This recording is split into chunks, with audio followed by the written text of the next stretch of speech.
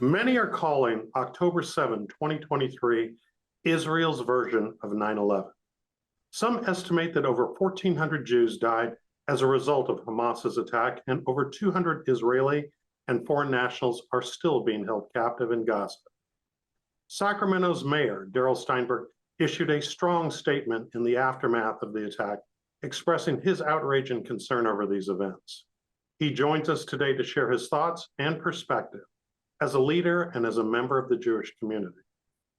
Mayor Steinberg, after the attack, you made a statement that began, "I am a mayor, I am a father, a son, and a friend. I am first and foremost a Jew." On a personal level, how has October 7th affected you and yours? It has affected me deeply, like Jews throughout the country and the world. This was the worst civilian attack on the Jewish people since the Holocaust. 1,400 people massacred, 200 plus people being held hostage. The 1,400 number is equivalent to about 25 to 30,000 Americans, if this were to happen in America, given the scale of the population, 25 or 30,000 Americans massacred. And so this was and continues to be a horrendous event, a trauma for the Jewish community, and a reminder of the historic atrocities that have been perpetrated against Jewish people. And it's accompanied by a pretty dramatic rise in anti-Semitism throughout the country and throughout the world. We're not immune to it in Sacramento, but certainly it is a reminder that one of history's oldest prejudices, the stain of anti-Semitism, continues to rear its ugly head in way too many places. Share with us what you wanted all of us who heard your words to understand at the moment that you were expressing them. What is it you wanted us to know? Well, I suppose it goes back to the fact that I have multiple roles and maybe multiple identities that all converge together. I am the mayor of all the people of Sacramento. And yes, I am a father and a son and a husband and a friend. And I said I am also, or first and foremost, a proud member of the Jewish community, because that is an identity that even if I wanted to change it, I could not. And I don't want to change it. And what I've tried to say, and what I've continued to say in the weeks since, is that it's okay, and in fact, I think it is important, that all of us as human beings hold on to multiple truths. I said this week at a rally sponsored by the Jewish Federation that I will never minimize the suffering of innocent civilians in Gaza. I will never minimize the suffering of the Palestinian people. I have been very outspoken over the years in terms of my criticism of the Netanyahu government and the need to end settlements and for a two-state solution. And, not but, and at the same time, I have been distressed, more than distressed, by how in too many circles, the massacre of 1,400 Jewish people has sort of conveniently been, if not forgotten, barely mentioned at some of the community rallies here in Sacramento and throughout the country. The Hamas action on the 7th of October was not about the Palestinian cause. It was not about standing up for a two-state solution. It was terrorism, and it was a massacre, pure and simple. And so what troubles me, and what I think is, if not unique about the Jewish experience, it's something that we feel very, very deeply, is that it's convenient for the world to move on pretty quickly and then have the conversation about the conflict and about the causes and effects of the conflict without acknowledging what happened to the Jewish people and how wrong it was. We hear it, the implicit and sometimes explicit rationalization. Well, that was bad, but it was somehow justified because of the history or the Israeli government, or that, there is suffering on both sides. Of course, there is suffering on both sides. And it's incumbent upon me as a Jew and as the city's mayor to acknowledge and speak up on behalf of injustice, however and wherever it occurs. And so I try to live multiple realities. And I think it is important that the Jewish community be heard too, and heard to say that it is not okay to just move on from what occurred on October the 7th, that you can be critical of Israel, you can be for Palestinian rights, as I am, you can be for a two-state solution, and at the same time, without equivocation, you can and must condemn what Hamas did and not then condition it upon something else. So to go a little bit deeper on this, because you mentioned the Nakba, and we'll get to that, but to go a little bit deeper on the point that you just made, is it your feeling and perception at this point that the general community, the press, the political leadership, particularly in this country, but maybe extending to the world, are trying to move past the events of October 7th and essentially already change the conversation? Not uniformly. I think President Biden and his administration have been outstanding, including their continued efforts to free the hostages, which people who should not be forgotten. I think President Biden has also called for an Israeli response that both protects its people from any future terrorism from Hamas and at the same time minimize civilian casualties.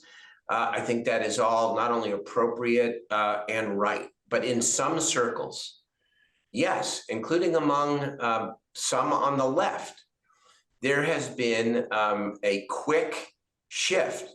If there was ever an acknowledgement of the terror of what Hamas did and how wrong morally and otherwise their acts are, there was a quick shift to then talking about the rights of other people and the conflict itself. Well, I think we have to be able, if we believe it, to be able to hold mutual thoughts or thoughts that may seem conflicting but really aren't.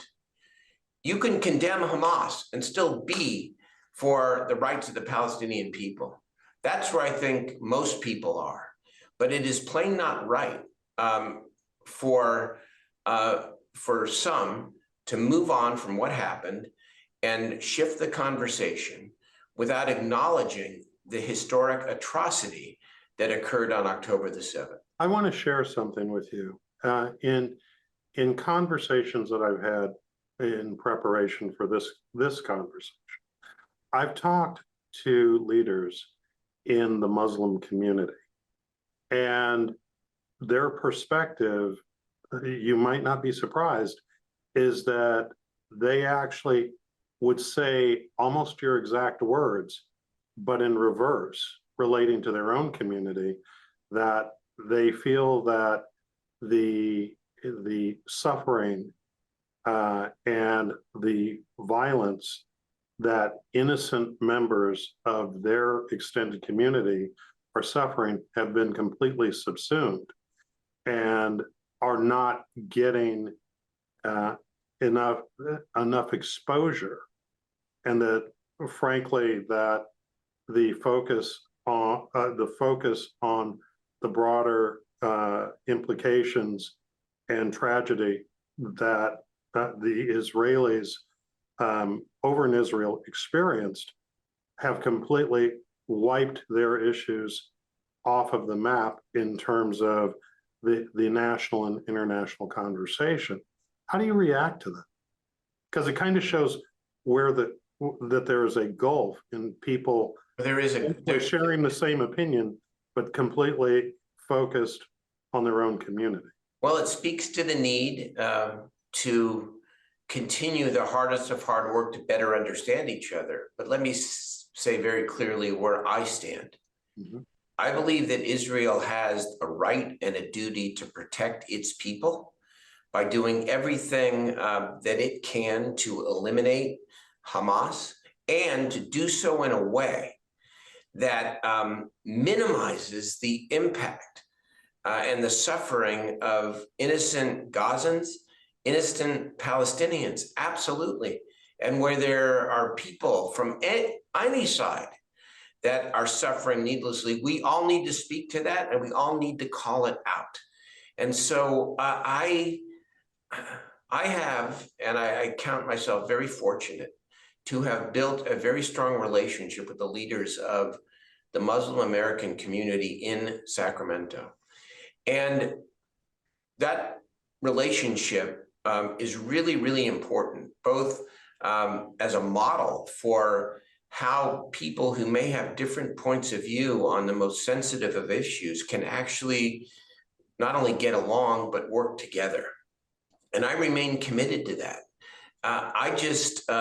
I'm speaking my truth as an American Jew who has seen the response in some quarters, too many quarters, that have moved on very quickly from historic atrocity. That does not negate, nor does it mean that it's any less important that we call out and that I call out the suffering of innocent people on the Palestinian side and in Gaza. And that is part of where I would like you to spend a little bit of time. I spoke with a friend of mine who also is a member of the Jewish community the day after the attacks.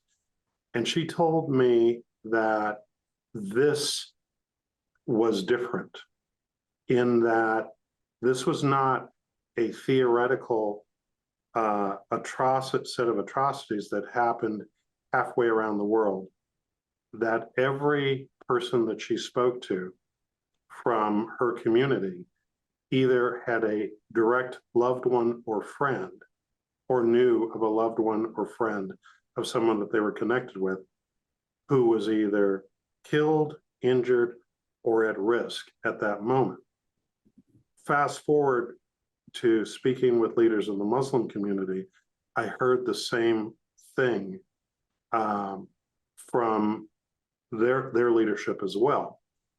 And when these issues are so upfront and that we are all connected, what does that inform us of our responsibility as individual citizens living in Fortress USA as to what we need to be doing as a part of trying to move towards something that's better than what we're experiencing right now?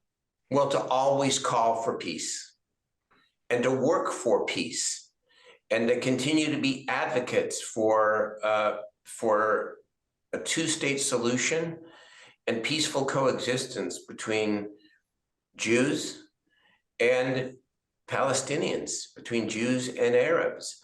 There's a lot of history here. The Israelis argue, and I think with some real truth and foundation, that on the Palestinian side, there have not been real partners for peace over the course of the decades. Arafat turned down Bill Clinton's best offer for a two-state solution in 2000. The historic record is clear. It's also true that as the Israeli government has gotten more right-wing, that the settlements have made it harder to negotiate peace, and that's wrong. And so together, we have to continue to understand each other's pain, understand each other's history, and we have to be promoters of peace.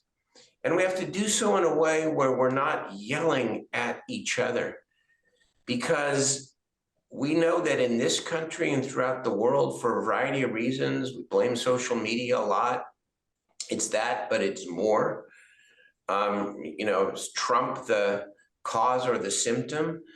That it's seemingly okay to treat one another as the other without understanding our common humanity and without trying to be peacemakers and problem solvers. And so I have to reconcile what I just said, which is that it is my role and my job as mayor, but just also as a human being, to understand everybody, to speak out against everyone's suffering, and to try my best to be a peacemaker, and at the same time, to express my own hurt that is felt by Jews throughout this country, throughout our community, throughout our country, that it's not okay.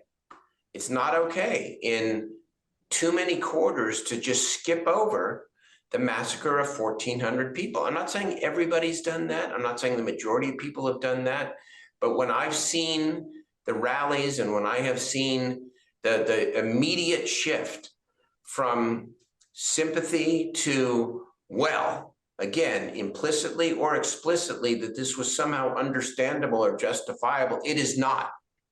Even if the Palestinians and the people who believe that the Israeli government is wrong are right about what it's going to take, nothing justifies what Hamas did to massacre innocent people. And I just want that said clearly, not but, and let's look at what it is going to take to remedy injustice around the bend and have a better chance for peace. And you're correct in your references to that there is a lot of distrust and very, very difficult issues.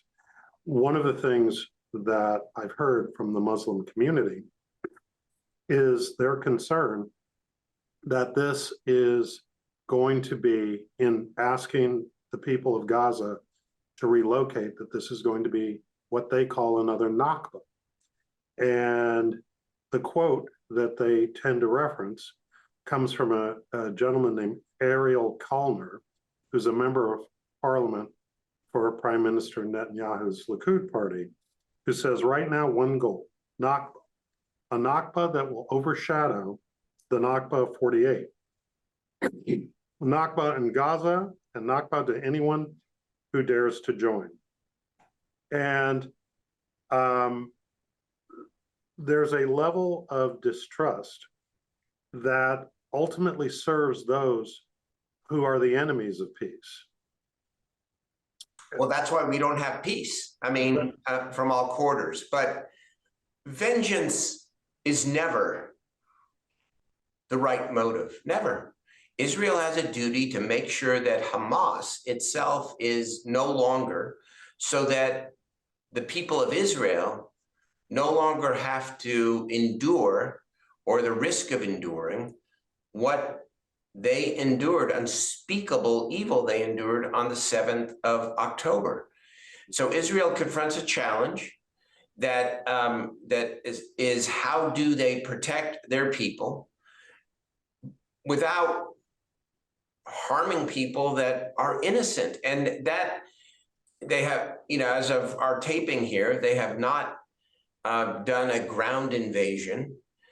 And I just hope and pray and call for protecting civilians, of course.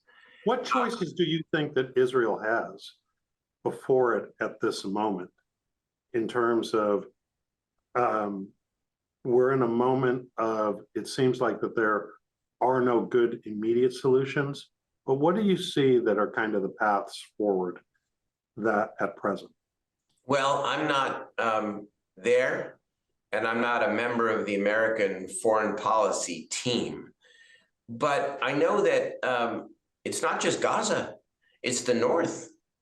Hezbollah, backed by Iran, is firing rockets and there's a real threat of war on Israel's other borders. And so they've got a multi-front challenge.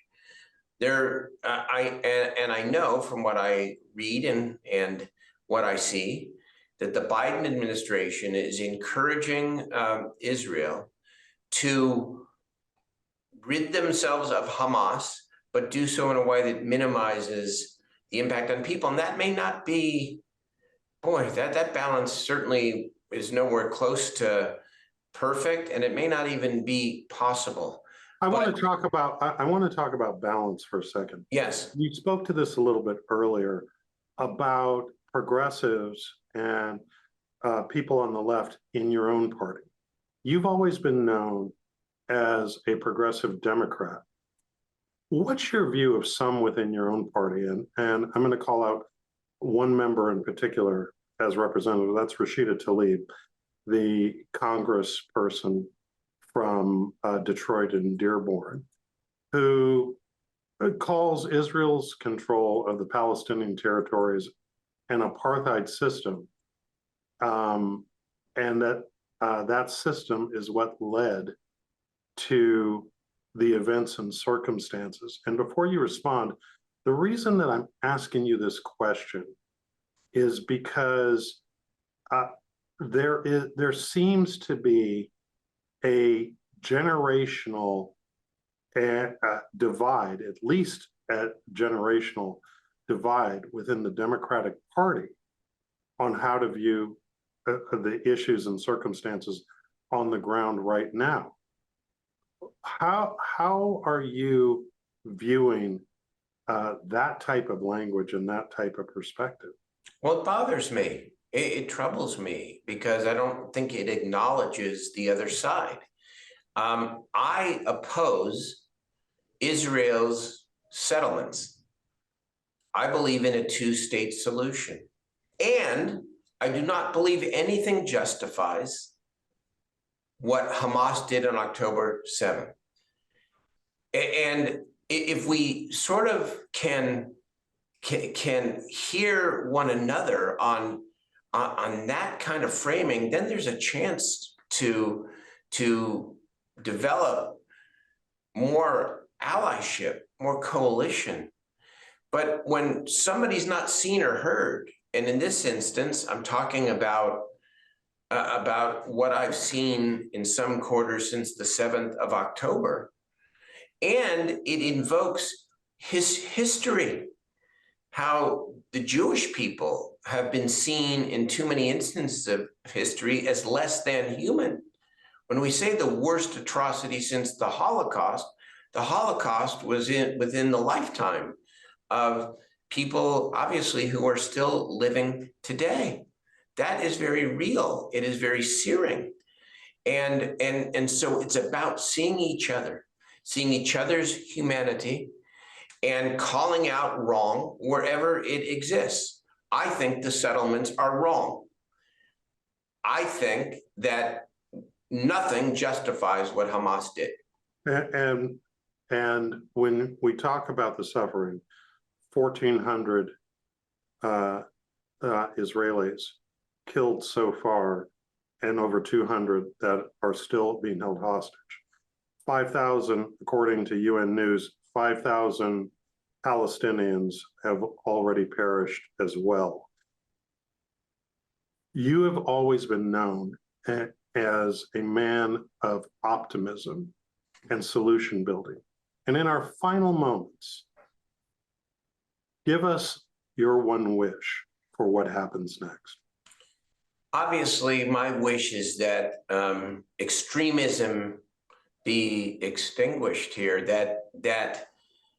that people and leaders who want and desire peace have positions of responsibility and the ability to take another horrific chapter of history and use it in some way to forge peace. That's what I hope. Of course, there is going to be some reckoning in Israel for the failures of the leadership to not anticipate what occurred. I hope Hamas is in fact destroyed. And I hope that what then occurs is a vacuum that allows for a resumption of a settlement that is the only answer. Ultimately, it's the only answer. Maybe the hardest thing to achieve, and yet the only way that there will be something other than this horror that millions of people experience in a very important part of the world. And I think we'll leave it there. Thank you, Mayor Steinberg, for your voice and your perspective at this most difficult time. Thank you, Scott. And that's our show. Thanks to our guest, and thanks to you for watching Studio Sacramento. I'm Scott Syphax. See you next time right here on KVIE.